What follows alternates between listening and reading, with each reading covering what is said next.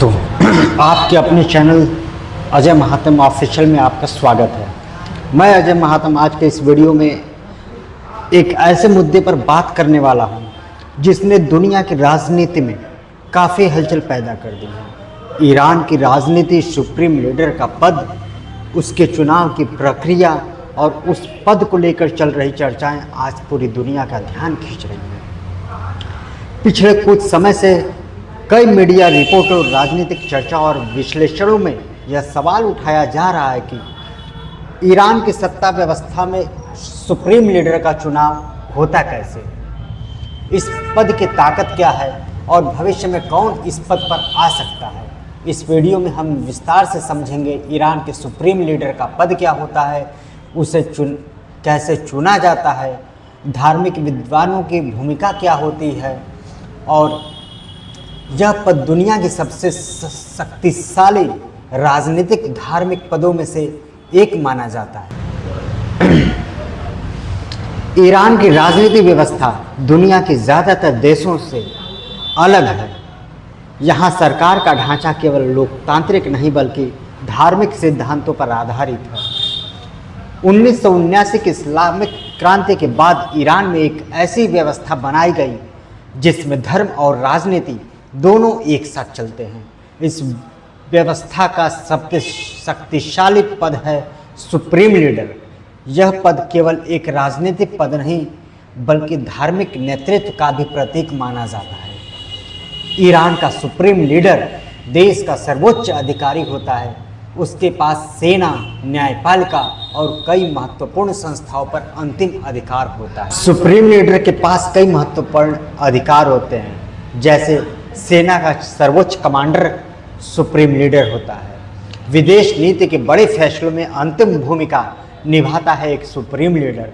न्यायपालिका के प्रमुख की नियुक्ति करता है सुप्रीम लीडर। कई प्रमुख संस्थाओं के प्रमुखों को नियुक्त करता है सुप्रीम लीडर और देश की बड़ी राजनीतिक नीतियों को तय करता है सुप्रीम लीडर। इसलिए यह पद केवल धार्मिक नहीं बल्कि अत्यंत शक्तिशाली राजनीतिक पद भी है। अब सवाल आता है कि ईरान में सुप्रीम लीडर का चुनाव कैसे होता है। ईरान के संविधान के अनुसार सुप्रीम लीडर का चुनाव एक संस्था करती है जिसे असेंबली ऑफ एक्सपर्ट्स कहा जाता है। इस संस्था में 88 धार्मिक विद्वान होते हैं। विद्वानों को मुफ्तहिद या फ़कीह कहा जाता है। ये लोग इस्लामिक कानून के विशेषज्ञ माने जाते हैं। असेंबली ऑफ एक्सपर्ट्स के सदस्य जनता के वोट से चुने जाते हैं, लेकिन सुप्रीम लीडर का चुनाव वही सदस्य मिलकर करते हैं। इस तरह देखा जाए तो जनता अप्रत्यक्ष रूप से इस प्रक्रिया में शामिल होती है। वह धार्मिक विद्वान होता है जिसने कई वर्षों तक इस्लामिक कानून, दर्शन, इतिहास और धार्मिक परंपराओं का अध्ययन किया हो। ऐसे विद्वानों को यह क्षमता दी जाती है कि वे कुरान, हदीस और आधुनिक परिस्थितियों के आधार पर इस्लामिक कानून की व्याख्या कर सके।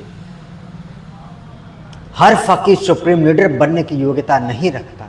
सुप्रीम लीडर बनने के लिए कुछ विशेष गुण जरूरी माने जाते हैं।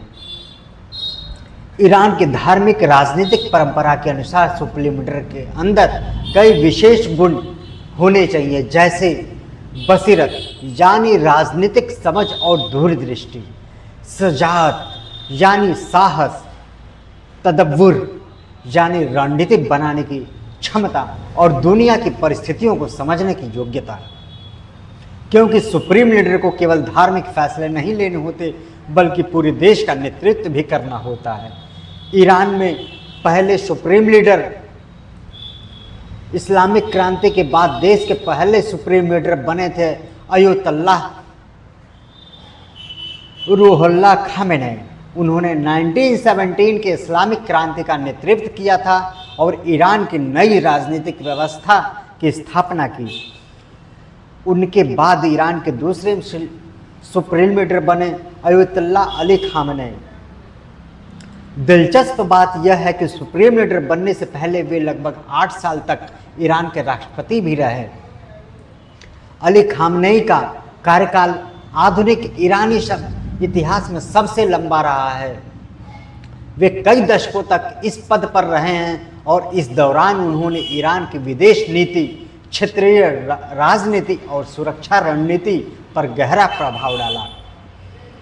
उनके कार्यकाल में ईरान और पश्चिमी देशों के बीच संबंध कई बार महत्वपूर्ण रहे। ईरान और अमेरिका के बीच संबंध कई दशकों से खराब रहे हैं। इसके कई कारण हैं। पहला कारण परमाणु कार्यक्रम, दूसरा क्षेत्रीय राजनीति, तीसरा मध्य पूर्व में प्रभाव की प्रतिस्पर्धा और चौथा है आर्थिक प्रतिबंध। अमेरिका ने ईरान पर कई कठोर प्रतिबंध लगाए हैं। विशेष रूप से अमेरिकी राष्ट्रपति डोनाल्ड ट्रंप के कार्यकाल में यह तनाव काफ़ी बढ़ गया था। डोनाल्ड ट्रंप के समय अमेरिका ने 2015 के परमाणु समझौते से बाहर निकलने का फैसला किया। इसके बाद ईरान पर नए आर्थिक प्रतिबंध लगाए गए। इस फैसले ने दोनों देशों के बीच तनाव को और बढ़ा दिया। कई बार दोनों देशों के नेताओं के बीच तीखे बयान भी सामने आए। कई बार हुई जब किसी देश में लंबे समय तक कोई नेता सत्ता में रहता है तो वह सवाल उठाता है कि उसके बाद कौन आएगा। ईरान में भी यही सवाल कई वर्षों से चर्चा में रहा है। कुछ विश्लेषणों का मानना है कि भविष्य में धार्मिक और राजनीतिक नेतृत्व की अगली पीढ़ी सामने आएगी। इसी संदर्भ में कई बार मुस्तफा खामनेई का नाम चर्चा में आता रहा है। मुस्तफा खामनेई को ईरान की राजनीतिक प्रणाली में एक प्रभावशाली व्यक्ति माना जाता है। हालांकि उन्होंने कभी कोई सार्वजनिक चुनाव नहीं लड़ा, लेकिन कई विश्लेषणों का मानना है कि ईरान की सत्ता रचना और संस्थाओं के कामकाज से अच्छी तरह परिचित है। कुछ रिपोर्ट में यह भी कहा गया कि उनका संबंध ईरान की शक्तिशाली सैन्य संस्था इस्लामिक रिवॉल्यूशनरी गार्ड कॉर्प्स से निकट माना जाता है। पश्चिमी मीडिया में समय समय पर ईरान के नेतृत्व को लेकर कई रिपोर्ट प्रकाशित होती रहती है। इनमें कभी कभी आर्थिक मामलों, राजनीतिक प्रभाव और संभावित नेतृत्व परिवर्तन को लेकर दावे किए जाते हैं। लेकिन ईरान से जुड़ी कई खबरों को लेकर विशेषज्ञ यह भी कहते हैं कि बाहरी मीडिया की रिपोर्टों को सावधानी से देखना चाहिए, क्योंकि कई बार राजनीतिक दृष्टिकोण और अंतर्राष्ट्रीय प्रतिस्पर्धा भी रिपोर्टिंग को प्रभावित कर सकती है। ईरान की राजनीतिक व्यवस्था का आधार एक धार्मिक सिद्धांत पर आधारित है जिसे विलायत फ़क़ीह कहा जाता है। इस सिद्धांत के अनुसार जब तक शिया मुसलमानों के 12वें इमाम वापस नहीं आते तब तक एक योग्य इस्लामिक विद्वान को समाज का नेतृत्व करना चाहिए। यह सिद्धांत ईरान की वर्तमान राजनीतिक व्यवस्था की नींव है। इस सिद्धांत के कारण ईरान का सुप्रीम लीडर केवल राजनीतिक नेता नहीं होता, धार्मिक मार्गदर्शक, राजनीतिक निर्णायक और राष्ट्रीय सुरक्षा का संरक्षक भी माना जाता है। इसलिए यह पद दुनिया के कई अन्य देशों के पदों से अलग है और अधिक शक्तिशाली माना जाता है। हालांकि सुप्रीम लीडर का चुनाव सीधे जनता नहीं करती, लेकिन जनता असेंबली ऑफ एक्सपर्ट्स के सदस्यों को चुनती है। इस प्रकार जनता प्रत्यक्ष रूप से इस प्रक्रिया का हिस्सा बनती है। यह व्यवस्था ईरान की राजनीतिक प्रणाली का एक महत्वपूर्ण तत्व है। ईरान का नेतृत्व केवल देश के अंदर ही नहीं बल्कि पूरे मध्य पूर्व की राजनीति प्रभाव डालता है। ईरान की नीतियों का असर कई क्षेत्रों में देखा जाता है, ऊर्जा बाजार, क्षेत्रीय संघर्ष और अंतर्राष्ट्रीय कूटनीति। इसलिए दुनिया भर के देश ईरान की राजनीतिक स्थिति पर नजर रखते हैं। दोस्तों, ईरान की राजनीतिक व्यवस्था काफ़ी जटिल और अनोखी है। यहाँ धर्म और राजनीति दोनों का गहरा संबंध है। सुप्रीम लीडर का पद इस व्यवस्था को सबसे महत्वपूर्ण हिस्सा होता है। इस पद का चुनाव एक धार्मिक राजनीतिक प्रक्रिया के माध्यम से होता है, जिसमें धार्मिक विद्वानों की महत्वपूर्ण भूमिका होती है। ईरान की राजनीति को समझने के लिए इस पूरी व्यवस्था को समझना बेहद जरूरी होता है। अगर आपको यह वीडियो जानकारी पूर्ण लगा हो तो इस वीडियो को लाइक और शेयर करें। चैनल पर नए हैं तो चैनल को सब्सक्राइब करें और कमेंट में ज़रूर बताएं आप किस अंतर्राष्ट्रीय विषय पर अगला वीडियो देखना चाहेंगे। तब तक के लिए धन्यवाद, नमस्कार।